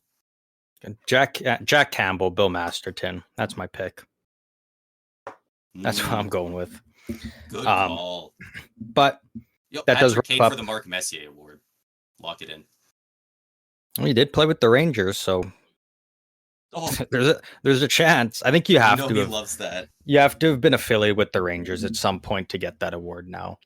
But moving on from Detroit, we're going up a little bit north, up to Canada. A team that kind of in a similar spot. Has been going through a bit of a rebuild, has some nice pieces in the mix, some nice upcoming pieces. The Montreal Canadiens. Braden, where are we at here with Montreal? They're trying to come out of this rebuild, and they're doing their damnedest to do it. This past season, they put up 30 wins, 36 losses, 16 overtime losses for 76 points. If you ask most people, they would probably say, there was probably a 15, 16, maybe 20 point gap between them and the Sens. They were 2 points behind the Senators. And a lot of that is those 16 overtime losses. That's an insane amount of overtime losses. Although I will say, it's not because Montreal was very good last year. It's that Ottawa was fucking bad. Yeah. Like, not even kidding. Ottawa had the worst season out of any team last year. I think I've said that before, and I still stand by it. I think you have. I think I would... No, they were pretty bad. I might argue that Columbus is there because they also wanted to take that step. Columbus wasn't expected to be good. They were still classified as a rebuilding team. You know, they were at least with Ottawa, it was like, though. We're supposed to be expecting Ottawa at least to fight for a playoff spot or be somewhat in the hunt. Like they were out of it before they knew what happened. Columbus was expected to finish about where the Senators finished, and they ended up closer to Chicago, though. Oh, you know what? I wasn't hot on Columbus, though. You know what? If we're talking about expectations, it was the Devils. Which is an insane outlet. That is true. Lineup, 38 wins, 29 losses. How do they have more losses than wins? That doesn't even make sense. Yeah, that is true, actually. But they had some big injuries. Yeah. But as far as the Canadians go, they, while the Sens did perform lower than normal, the Canadians were only 2 points behind them, and they are such a young team. They are only going to get better, and they've still got new young guys coming into the lineup, and they're also going to keep adding. This upcoming year in 2025, they have 2 first-rounders, 2 second-rounders, 3 third-rounders, and 2 fourth-rounders. Like, they've also got even more draft picks, so they're poised to make a push, and underratedly, they could be that 5th team into the playoffs as soon as this year. I don't know if I'd put money on it, but like Slavkovsky looked great at the end of last season. They just picked up Patrick Laine. Nick Suzuki keeps looking better. Cole Caulfield's getting pretty damn good. Like, they've got even guys like Alex Newhook, who's on quite a bargain at $2.9 million per year. And they've even got some young defensemen coming up now. They've extended Caden Gooley. Like, they might be able to do some damage here. Yeah, you know what? Looking at their team, like, I think they've got such a good coaching staff. Obviously Martin St. Louis, but then when you've got Alex Burrows and Stefan Robidas, like you've got great hockey minds on the bench. You've got good veterans. Yeah. You got guys who see the game so well, who can teach these young players, because this is a very young team, and this is a coaching staff that, if I was a Canadians fan, I'm not, but if I was, I'd be so thrilled to have these guys behind the bench, teaching these young guys as they come up. So, I think there's certain guys on this team who are going to regress, and not in the sense of that they're going to be bad. I think just some of them hit a level this past season that I don't think we're going to see from them again. But then you've also got other guys, young guys that I think are going to fill those spots and step up and fill in for that. So, like, I'm very curious to see how this team does, because, like you said, it's a young team, like a very young team, and there's lots of potential to be excited for. Yeah, and honestly, looking more and more at these stats, this has the beginning makeup of a team that, like, we look back on as like, holy crap, that was built well. A lot of really good stats stick out here. Their leading scorer last year was Nick Suzuki with 77 points. Cole Caulfield had 65, and Mike Matheson on the blue line had 62. He's the guy I was talking about. He's the exact one I was talking about. He's not dropping 62 again. And it's No. not only And you that, don't need like, them to. Like, no. nobody expected that. And you've got guys coming up that can fill that role. Yeah. You know, you've got guys that can come in and help pick up the, you know, even if Matheson drops down to 40 points, you've got defensemen coming up who can easily make up for those 22 points that he's not getting. Like, and you don't need Mike Matheson to be an offensive weapon. You don't No. need him to do that. No. Like, they weren't expecting it at all, so it was really just a bonus last year, but like they had 33 goals from Suzuki last year, 28 from Cole Caulfield, 20 from Slavkovsky, who barely was putting up points in the first half of the year, but from January on was hovering around a point per game for his last 30, 40 games. He's got that fresh 8-year extension as well. At a really Just at a reasonable cap hit really, too. yeah. As long as he continues, Assuming he need to see continues, him do it like what he did for the back half of this last year. I need to see even if it, he stays at that and and doesn't it improve from is, there, he's worth it. yeah. But He's going to improve as a 20-year-old. So yeah, it's also worth noting, like their top 4 guys you just said there: Suzuki, Caulfield, Masson, Slavkovsky, all played 82 games. They all that stayed was the healthy the next thing I entire was going to year. get to. That's pretty There's nice. 2 stats on here that jump out to me, and one of those is games played. Suzuki, Caulfield, Matheson, Slavkovsky, all 82 games. Jake Evans, 82 games. Brendan Gallagher, 77. Josh Anderson, 78. They have a lot of guys who log a lot of minutes and didn't have an issue staying in the lineup. And Yeah, especially a guy like Cole Caulfield, where, you know, coming into the league, a lot of people are, but is he going to be able to stay healthy? You know, he's small. Is he going to get absolutely crunched and he's not going to be able to be the same? No, it looks like he's easily able to hang with the big boys. and you know what I think has helped Cole Caulfield the most? What's that? Look who's coaching him. Look who's the head Yeah, coach. Martin St. exactly. Louis, the guy that had everything like that in the world, being an undrafted player, put on him before he was in the league. Cole Caulfield was getting this as a first round pick. St. Louis had to grind from the bum up, not even getting drafted. Yeah. And he was able to put together, you know, Stanley Cup champion, Hall of Fame career, all the individual awards he won. Like, that is the perfect guy to be helping Cole Caulfield when he's young and coming into the league. And it's done wonders for him. Like, there's literally nobody better to be coaching him than St. Louis. Like, it's a match made in heaven. I genuinely do wonder if they hire Marty St. Louis as their head coach if they didn't draft Cole Caulfield.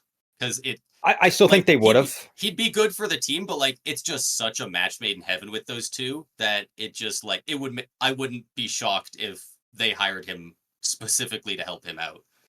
I think they would have hired him anyways because, like, probably. you've got a guy like Martin St. Louis who wants to get into coaching. You know, he's from Quebec. Like, yeah, I mean, they love that. Like, who is the guy that was it Dominic Ducharme? Like, didn't they kind of bring him in and it was kind of weird, but it was like just because he was a because he was a Quebec he was just because he was a Quebec guy and they're like, oh, this is gonna work, and it's like, no, it didn't. But he did take him to Stanley Cup final, so I will give him that. I'm not gonna knock on him too hard. Yeah, and the other big stat that jumps out to be here, especially as such a young team, is face-off percentage. A lot of the teams I've talked about, as I'm reading the stats, I've mentioned how they have a lot of guys that are not good at faceoffs. That's not an issue here.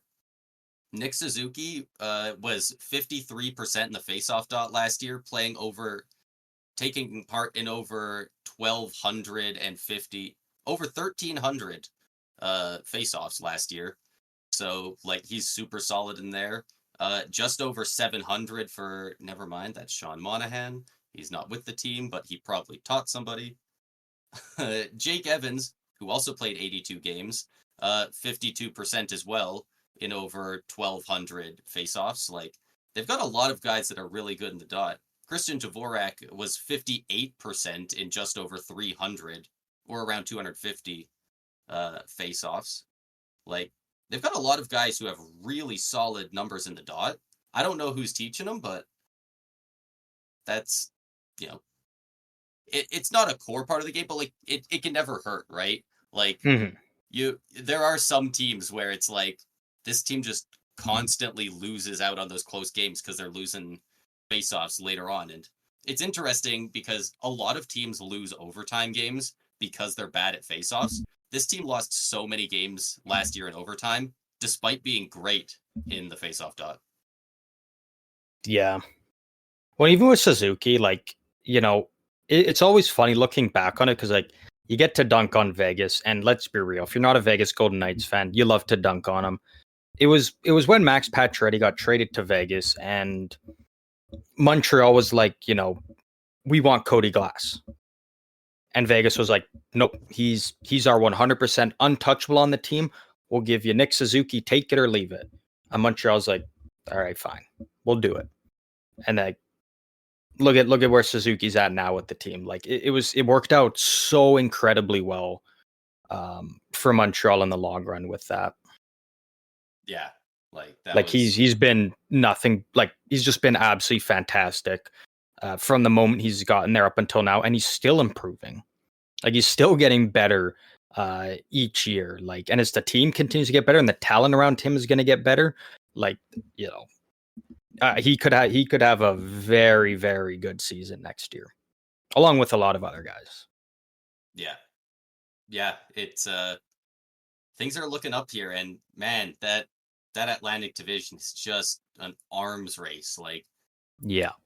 Like this is seriously the worst team in the Atlantic. Like they, I don't know if they're gonna make the playoffs this next year, but the year after that, you'll be hard pressed to be keeping them down too much longer, especially with the numbers that a lot of these guys are coming in at. Up until 2030, they're paying Suzuki just under 8 mil. Till 2031, they're paying Cole Caulfield just under 8 mil. Just under 8 mil, even further under 8 mil than the other two. They got Slavkovsky until 2033. Like Yeah. these are all phenomenal deals, which means they can afford to go out and grab guys like Patrick Laine for the next 2 years. He's making 80, 87, 8 mil, 700,000, and that's like that's not even doing much to their cap situation. So it'll be Yeah. interesting to see what they do going forward. I'm trying to find where the money is adding up because according to this, they are just 2 million over the salary cap. And I'm trying to figure out where they're spending all their money. Um. Carey Price is listed as LTIR, but I don't know if that still. I think that's still counting him against the cap. No. Because like I mean, you do got to look at it, right? Like, you know, like Laine, you said 8.7, Suzuki 7.8, basically Caulfield 7.8 and a half, Gallagher 6.5, Anderson 5.5, Dvorak 4.5, Armia 3.4, Kirby Doc 3.3, Newhook 2.9. Their defense, none of them are getting paid shit. Like Matheson, little under 5, Savard 3.5, and then Jack Guy 1.3. And then you are retaining a bit. You're retaining about 4, just a little over 4 between Petrie and Allen. So it's like it's not one of. It's not like there's anything like when you're looking at Toronto and you've got that that 13, that 11, and it's like okay, that's a big chunk of it right there. It's a lot of. It's just a lot that kind of all add up. Like there's 7 defensemen listed, but it's all on the forwards too. Like their defensemen make nothing. They're between their forwards, as of cap wages, they're 13 forwards, 55 million. Between 13 forwards, between their 7 defensemen, 13.5 mil. Yeah, they're averaging under 2 mil per defenseman. Like, and then their 2 goalies in Montembeault and Primo, 4 million. Yeah, they're saving money on the defense and the goalies. So I do think that I don't think they're actually over the cap. I think that that's including both Carey Price and Raphael Harvey-Pinard, who they have listed as IR. I think he'll be ready to go at the start of next year, if I'm not mistaken. Yeah, I think it is. I think it is count and carry price right now, but like we obviously know it's not because we know, he's not. He's his LTIR 10.5's not retired. coming back onto their books ever. Yeah, in so terms they'll of get that their cap actual relief, cap. and then they'll have around 8 mil in cap space. Yeah. But like, a team that's this young with the talent they got, the draft picks they've got stocked up, whether they want to use them or, I think you hold on to maybe your first round pick, like Montreal's own first round pick. But I think when you're looking at their other first round pick, like I think it's pretty safe to assume it's not going to be Calgary's first round pick they're getting. It's going to be the Florida Panthers. I don't hate the idea of maybe you use that in a deal to bring in another piece or something. Like eventually, you want to start getting into the time of winning Eventually, now. You gotta start buying. Like by next year, you're probably hoping Ivan Demidov comes over and whatnot. Like you don't need to be drafting two players in the first round and waiting for them to eventually make the jump. I think you hold on to your pick because there's a chance it could still be a very good pick. But I say you move out that other first round pick and I mean, I don't know necessarily how Montreal or their fans feel about it, but maybe you do something of you move out a first round pick and a Kirby Doc or something, and you go out and get someone that you can, maybe something like a Nikolai Ehlers if he becomes available. You go and maybe not Brock Besser if he's available, just because I think you've kind of got your, your locked in goal scores and like your Caulfields and your Laines, but your top guys, yeah. I think there's like pieces you could go out there and maybe you try and do something like that. I think that's what I would like to see them do. But either way, whatever way you slice it, Kent Hughes has done a fantastic job building this team. Another guy who I think is 100% going to get a GM of the Year award at some point during his time with the Canadians. Yeah, I got to imagine that'll be coming at some point here. We'll move into the lineups here. On Daily Faceoff, they have it listed as Slavkovsky on the left wing for the first line, Cole Caulfield on the right wing, and centered by Nick Suzuki. Yeah, like that's their That's locked in. That is their first line, and they were gangbusters the second half of last year, especially once Slavkovsky became a staple on that line, and like you really have it all. Like Cole Caulfield will skate like the wind. He scores. Suzuki is not afraid to get in there. He can score, but he also sets up a ton. Slavkovsky will go in there, crash and bang. He can still score and set up, but like he's also gonna go and beat the crap out of them a little bit. Like Suzuki's also a two-way guy. Like there's nothing that this first line doesn't have besides a guy who is like truly game breaking, like that McKinnon level of guy. So I'm on the boat. You can either hop in the boat with me or I'll leave without you. This first line fucking smokes Detroit's first line all day, in my opinion. Going forward or this year? I think right now and going forward. Like especially now that what Slavkovsky did in the back half of the season, assuming he's either stays on that level or comes even more improved and hits another level, I love this first line. It's really good. Like I think this year they're probably close. I think there are two of the most comparable lines in the league. As soon as this year's done, though, it's this line. Like I think this line is. I think all three guys are going to continue improving, especially Slavkovsky, who I believe he turned 20 sometime in the offseason and was already putting up great numbers last year. Like this is their three-headed monster for the next. And they're so comparable. Like you've kind of got the power forwards like Slavkovsky and Raymond. You kind of got I kind of put Larkin and Suzuki on similar levels. I think they're kind of similar. I like Suzuki's defensive game more.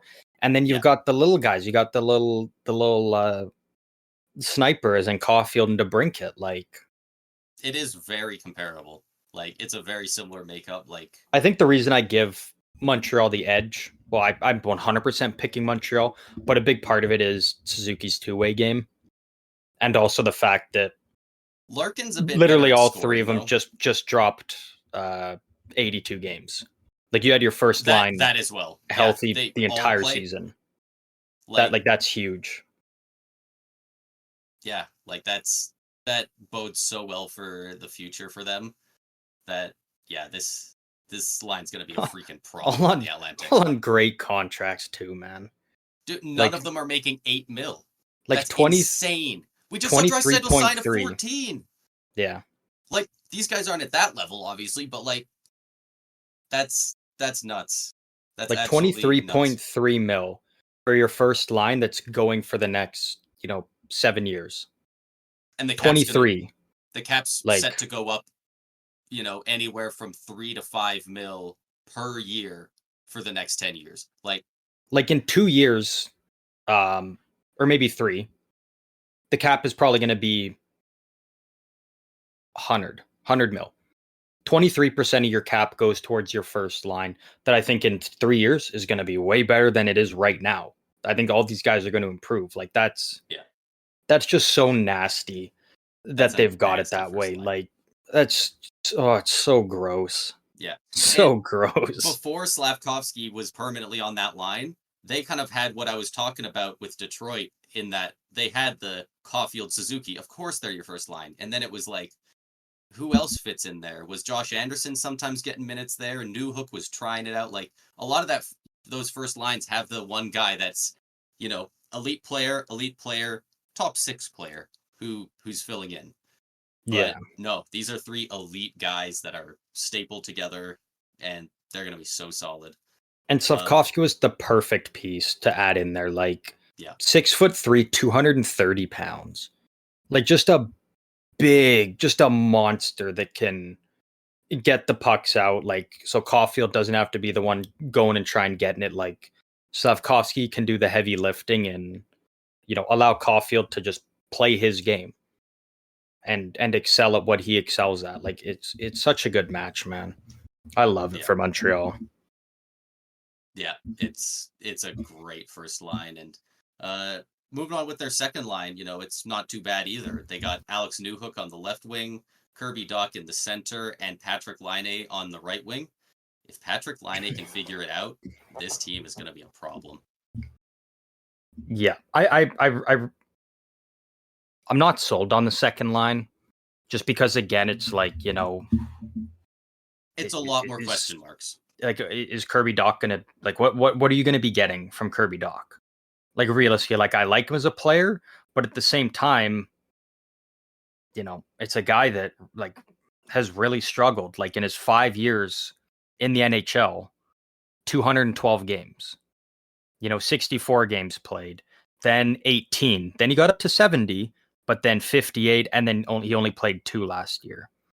Yeah, and even when his one crack at the World Juniors, got injured in one of the games and had to miss when he was supposed to be captain. It's like, the potential is there. You can see it, but are you going to be getting him? Are you going to be able to, have him for at least 70 games?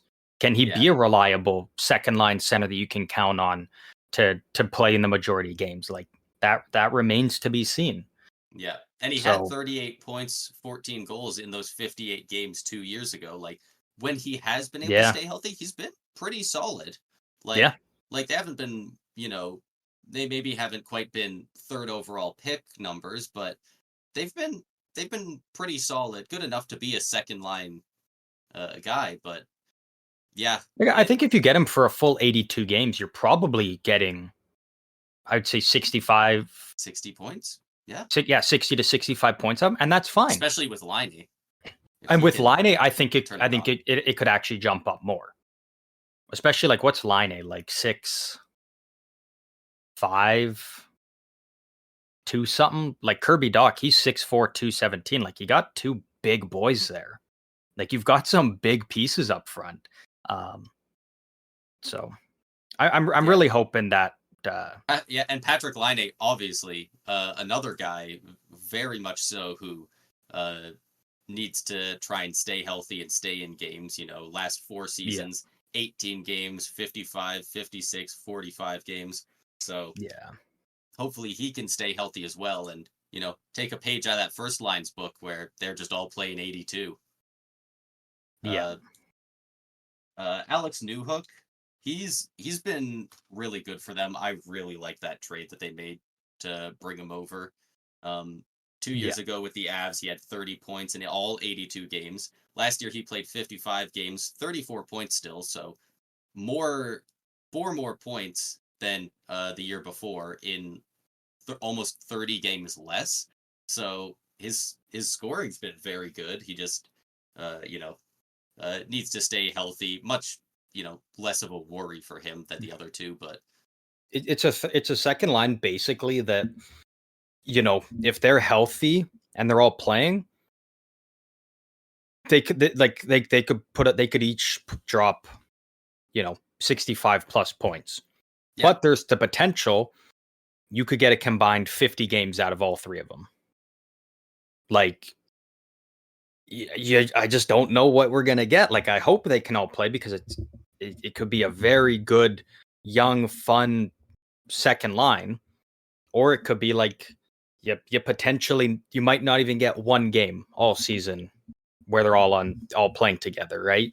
So it remains to be seen, but I'm being optimistic for Montreal and hoping that all 3 of them are going to be able to just stay healthy and all have solid seasons. Yeah, and they've got a little yellow triangle beside Kirby Dach on here. As far as I'm aware, I think he's supposed to start next year. Yeah, I think so. I do believe so. Yeah, he's been out. He tore his ACL and MCL in his right knee last year, October 14th. So that's like right at the beginning of the year. It's like I guess that's why he played his 2 games. So 2 games, technically only 1. Like, he got injured in game 2. Yeah, he only made it through 1 full game. It counts. It counts as a game played. Just ask Phil Kessel. You go out there, you play your shift, and then you run over to see your wife give birth. Yeah, that is true. The madman. This third line, I actually really like this third line of Joshua Waugh, Christian Dvorak in the center, and Josh Anderson. That's a nice third line. Yeah. It reminds me a lot of what we just talked about again with Detroit. You're not expecting anything super flashy. Like, kind of again with Berggren, kind of looking at the same with Joshua Waugh. Like, the potential's there to move up in the lineup and put up some good offensive numbers. But, like, you know what you're going to get from this line, and it's going to be good defensive game, hard on the forecheck, and they're not going to hurt you when they're out there. Yeah. Which is, as a third line, you got to be happy with that all day, especially when you look at the firepower that they got on the top 2 lines. I agree with you. I like that third line. Judging by who we haven't said, because I don't have the lines pulled up, but judging by who hasn't been mentioned, I think I'm going to love this fourth line. Yeah. There's still some guys that I'm waiting to hear, unless they're maybe just not projected in the lineup, which would be nuts. I was going to say, I'm just looking now, and there is one guy that they do not have listed in the lineup that I think would make it. But on this fourth line, they have listed Joel Armia on the left wing, Brendan Gallagher on the right wing, centered by Jake Evans. Yeah, there they are. Yeah, that's a pretty solid fourth line, though.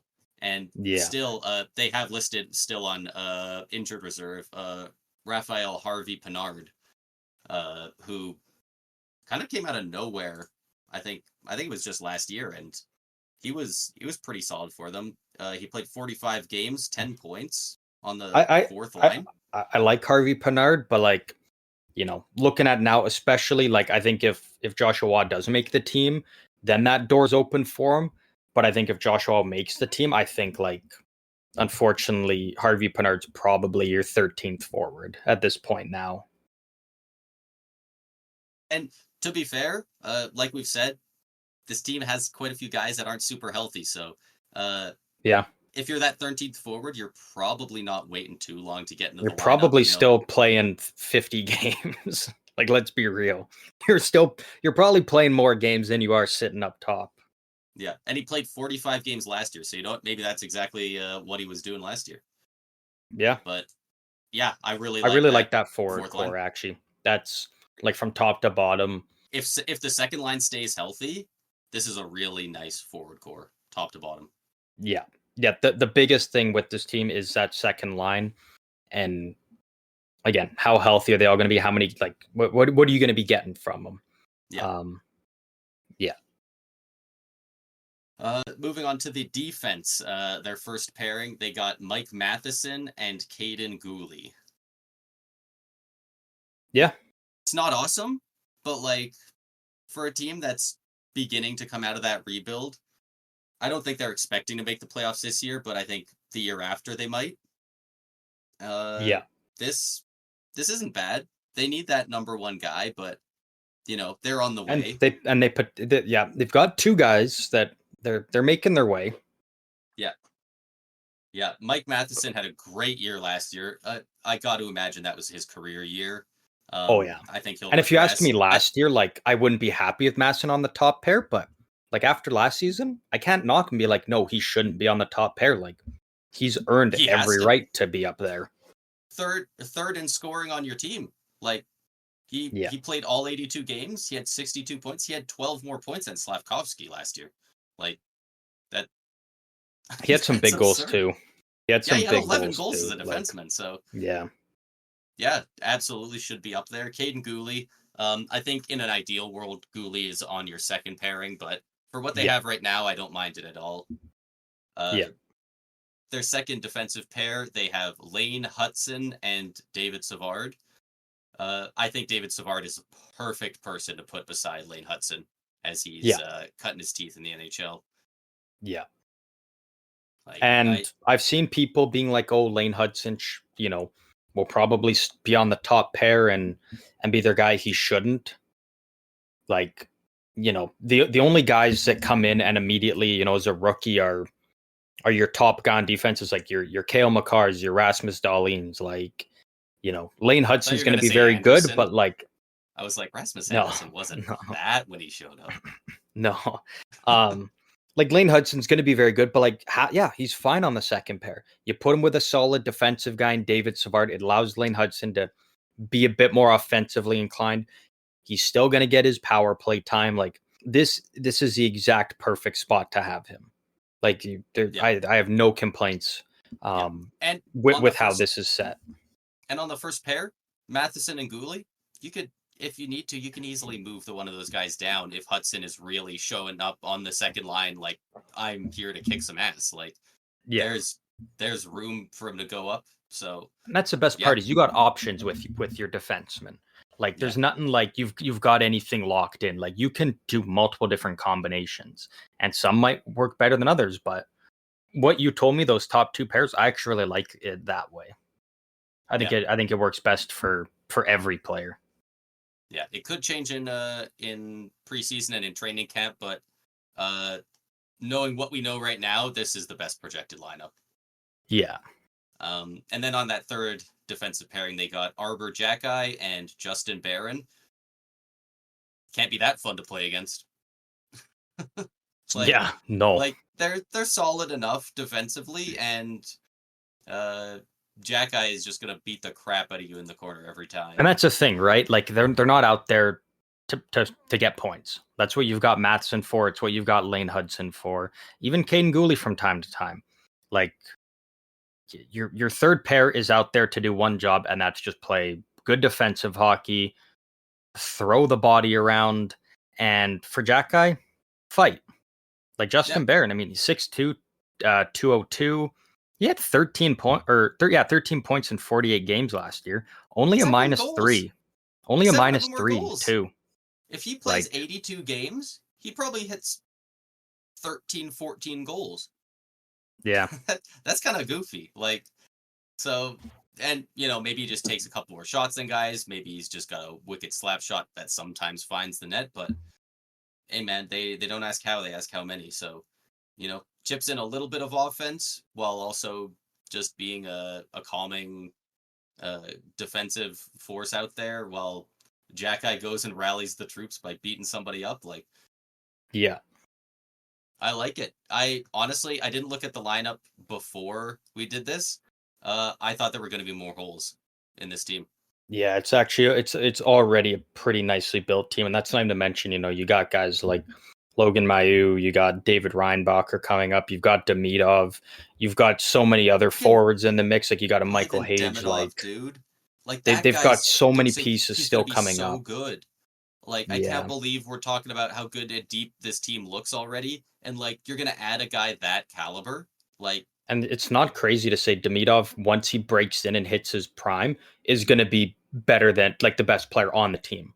Like this is already a No, really good looking I'm team, trying to figure out who and he's they're gonna push off the first line because yeah, like he probably like has to be on that first line. I like Cole Caulfield, but Caulfield's probably the one that I think comes down. Probably, but I would want to say Suzuki, but like you need somebody who can take the draws. You And need he's your great. centerman. He's Yeah. great as the centerman. He's great two-way. Like One, yeah, like you're not, yeah, like all the other three are all wingers. they're gonna have to That's just find a guy who crazy can with, play make for Caulfield on the second line if that's the case. yeah, it's just crazy when you're looking like, yeah, the way this team already is. And it's like arguably potentially your best defenseman, your franchise defenseman hasn't even played an NHL game yet, and your best forward in the future, your top guy hasn't played yet. Like, not to mention they have one of the best goalie prospects, in my opinion, in the league in Jacob Fowler. Like, Interesting. like they, I hadn't heard of it's that. just such a is it a playoff team this year? No. Is it going to be a way better team than last year? Most definitely. Do they have a good future? Yeah. Like things are looking really good for Montreal right now. And I mean, you just laid it out. Do you think they're going to be a playoff team? No. I don't see them making it. There's pause for thought. I don't see them making it just because I think again, I don't see, because again, if they're making it, then you have Ottawa, Buffalo, Detroit all missing. Or if you have one of them, again, then you're talking about, probably a Tampa or Toronto coming out. And again, I don't see that happening. I don't think they're that far behind a Detroit looking at these lineups. Like I think they're probably behind them, but I have to say probably. It's not by far. Like it's not far. Yeah. And a lot of things could, if certain things go the way they do, like if that second line stays healthy, they honestly, they probably are better than Detroit actually. Yeah, like there's just a lot of question marks and a lot of things I got to see first in the before Atlantic last year. Like this freaking division is so stupid. The Atlantic is so good. Good Lord. Compared to every other division, like the Atlantic is by far the best division. Yeah, dude, I can't wait to see threads on Reddit next season where people are like, finally, we get a break. We're going to go deal with the road trip in the crappy part of the Atlantic. And then they face Buffalo, the Senators, and the Canadians, and they get freaking throttled. And they're like, yeah, you just get shit pumped there. Okay, I guess everywhere's pretty good over there. Yeah, like the Atlantic division is just so good. And we didn't.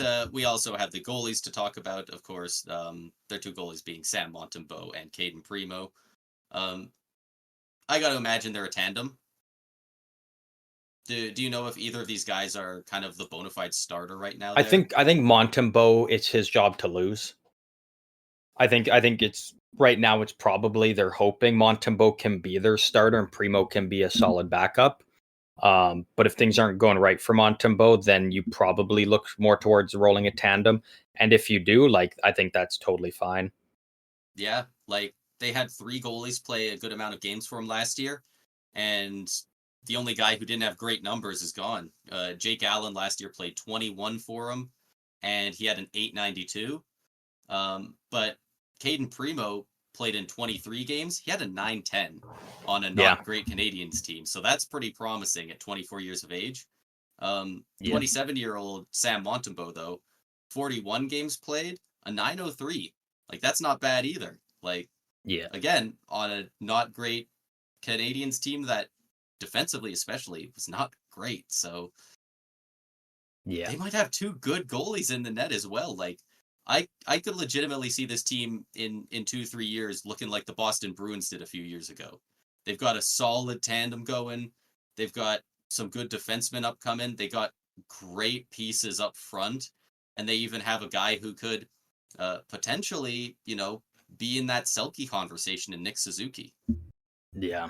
Like, and the thing is, all of these guys, like all these guys we're talking about, I don't even think have hit their prime yet. And when they do, they're all going to be in that same timeline. Like, they're all going to be hitting their prime together. And you're going to have like except for Matt. But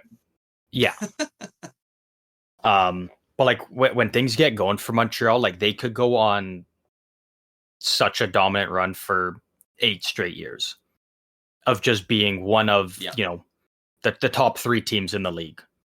Like, legitimate. They have such been a while since we've seen that from the Canadians. So it'll, I've enjoyed the Canadians not being great because they've, just had such storied success in their past. But it'll be nice to see them back to form and, having some point per game players and stuff like that. Stuff Carey Price unfortunately never got to see. So actually. Yeah, like, God, if that second line connects, this team might be nightmare fuel. Kind of what I'm thinking. And they just need one of Lane Hudson or David Reinbacher to be that number 1 D. Well, one's left-handed, one's right-handed. Like, that's your top pair if it pans out. That's what you're hoping for. This team could be nasty pretty fast. Yeah. I guess the only thing left to ask is, who on this team do you think is the most likely to win an individual award? Most likely. I'll tell you what I'm not going with. I'm not going the popular route. I'm not hopping on the Lane Hudson Calder wagon. I'm very particular about picking players for the Calder just because I have a hard time seeing anybody beating Michkov for it. Okay. I'm going to pick a player to win the Rocket Richard. The Rocket Richard is going to be a member of the Montreal Canadiens, and it is none other than Patrick Laine.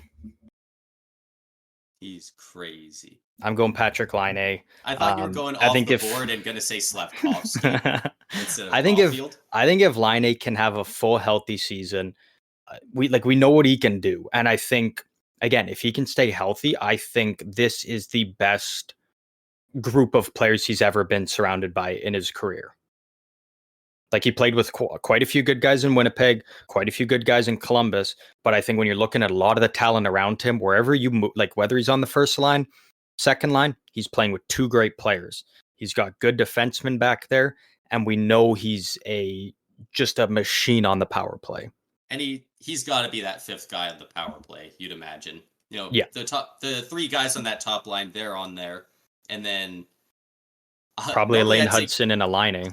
Normally, I'd say Caden Gooley on that first power play, but I guess Mike Matheson must be that guy to put up 60 some points. And I think it'd still be Lane Hudson. I think it's going to be Matheson next year. I think Hudson starts on the second power play unit. They definitely want him there in the future, but I think it's Matheson's to lose right now.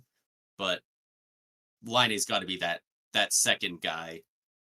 That's kind of, if you're laying it out like a regular lineup, he's kind of in that second defenseman spot. That's not really a defenseman on the power play. I think what you do is you just make every goalie's life. Oh no, because Laine and Caulfield, they're both right-handed, aren't they? Yeah. I think You so. can only have one on their one-timer.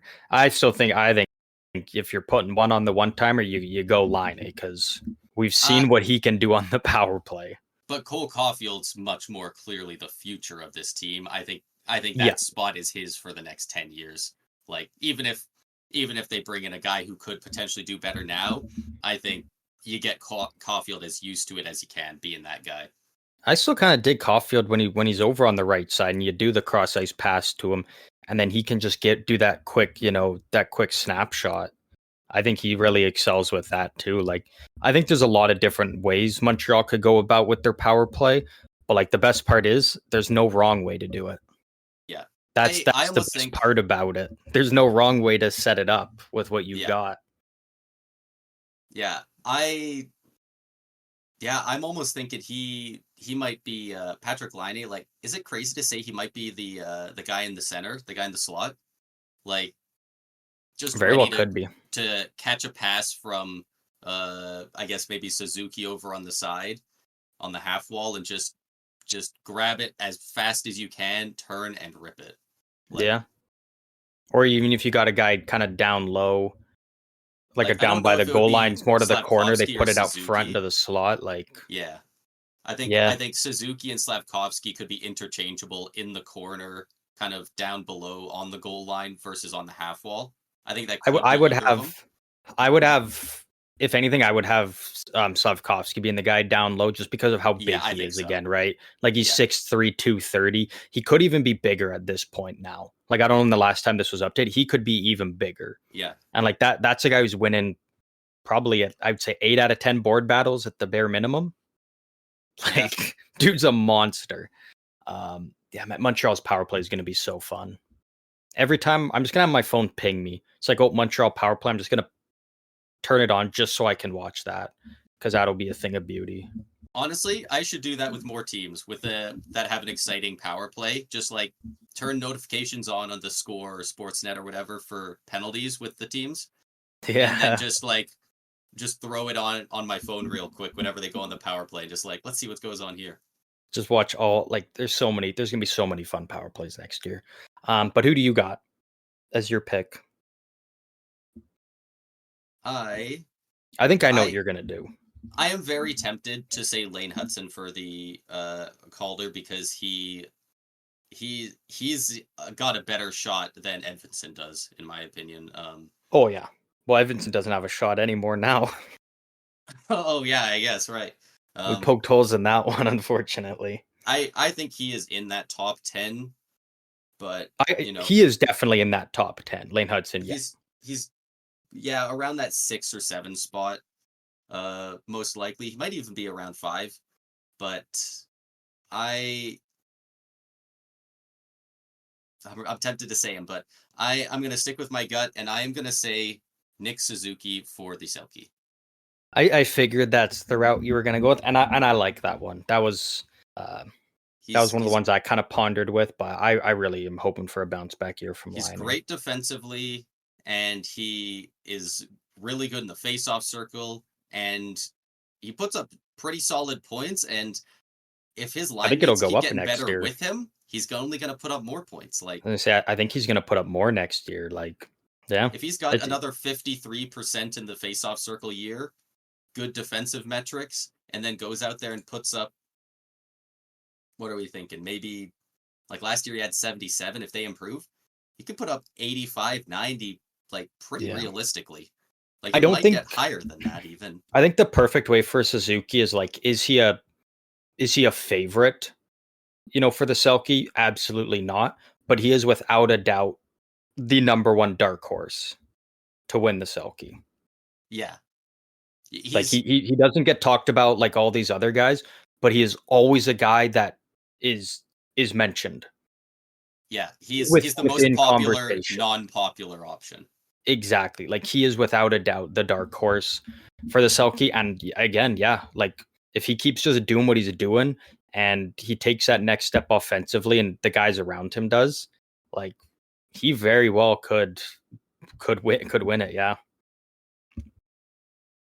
How unreal would that be? Montreal misses the playoffs, but Patrick Laine drops 60 tucks and takes home the Rocky Richard. Nick Suzuki wins the Selkie. Like, it's like, fuck. that would be a treat for Montreal fans. Yeah. Well, they'd probably be wondering why the fuck did we make the playoffs then? Yeah, probably. But that's the Atlantic for you, baby.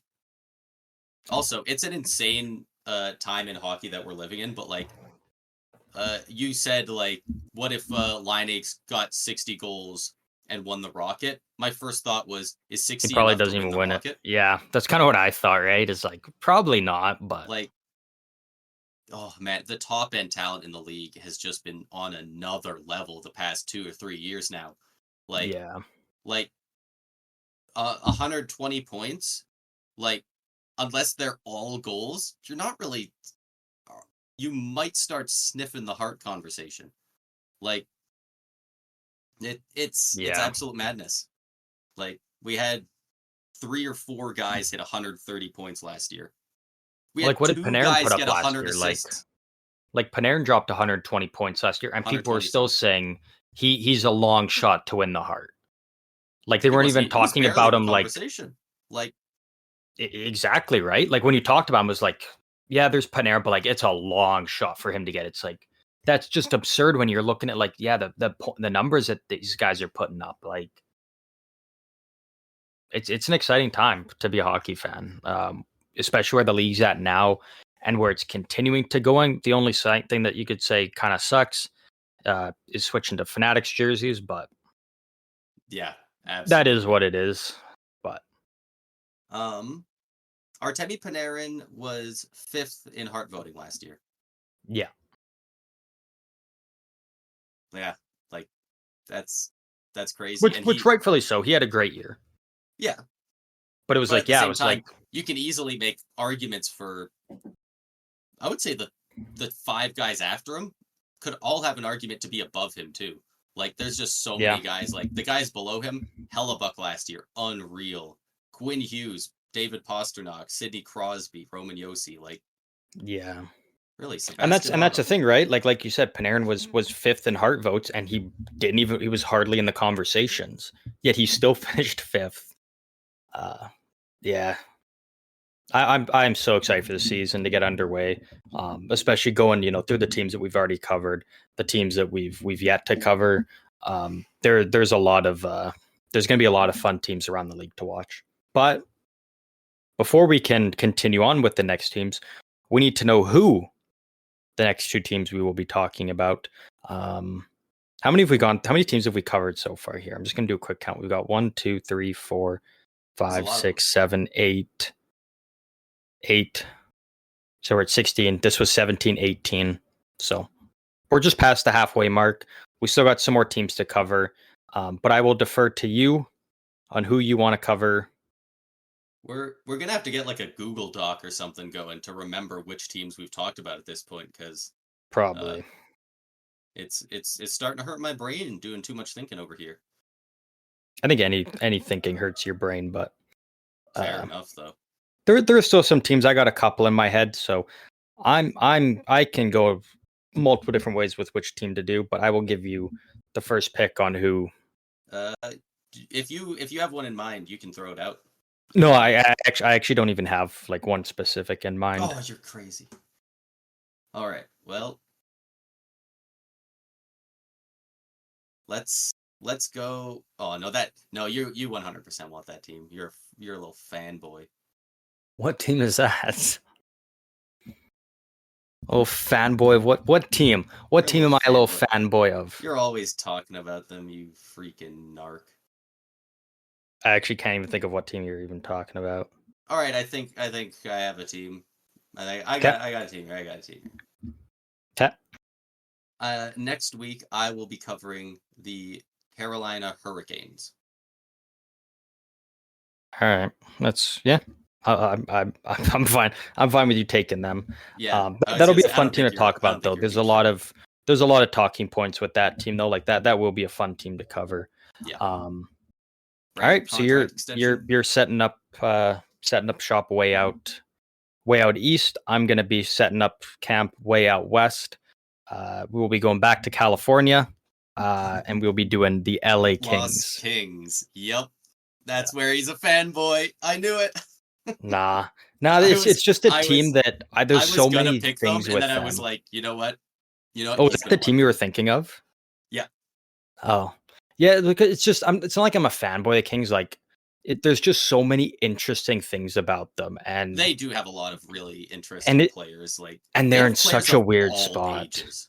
Yeah, and all that's the ages, thing, young right? guys, Like, old guys, middling guys. Like, and it's a team that's like, obviously every team's trying to win a cup, but it's like it doesn't feel like the LA Kings have a direction. And not only that, they're like I the think Minnesota they're going to be Wild for looking for a new years. GM at some point. Yeah, they're like the Minnesota Wild for years, where they're middling, except they're in the playoffs instead of out. Yeah, and then the downside is for them, they're just getting steamrolled by Edmonton every year, like 3 straight years of. They're just padding Draisaitl and McDavid's stats. Do you Honestly, think they love playing them every year? Do you think Draisaitl's like, yeah, dude, this is why I get 14 mil, because I get to shit all over the Kings every year in the playoffs? How king shit that? How no pun intended there, but like that would have been king shit if Draisaitl just like after signing it, just like put out a tweet and he's like thanks, and then like at LA Kings or something. Dude, he should have thrown like Kopitar and Drew Doughty's jersey numbers in at the end of his contract. Like what numbers are actually they? Like make 14 million and $8. Yeah. What number is Kopitar? 11? 11. Yeah. Add $111 to the end of his contract. just because. Just to shit on him a little. That would honestly be a really funny bit. Like, things with Edmonton, that extra money right there would put him over the cap. Anyways, that does wrap up everything we got for this episode. Quite a bit of a long one, but we're back into the groove now. We had our little off season. We are back now. We do hope you guys enjoyed this episode. Again, if you want any of the links to any of our socials to talk hockey with us, they are all in the description of this episode. So feel free to go click on any of the links and come say hi to us. Come talk hockey. And we hope you guys enjoyed. Come back next week. We will have the Carolina Hurricanes and the LA Kings on Tuesday for you. And then tune in Tuesday to find out who we will be covering Friday, because we're back to, I think, our regular schedule now. On it. Right on. Well, thank you everybody once again for tuning in, and we'll see you guys on Tuesday next week.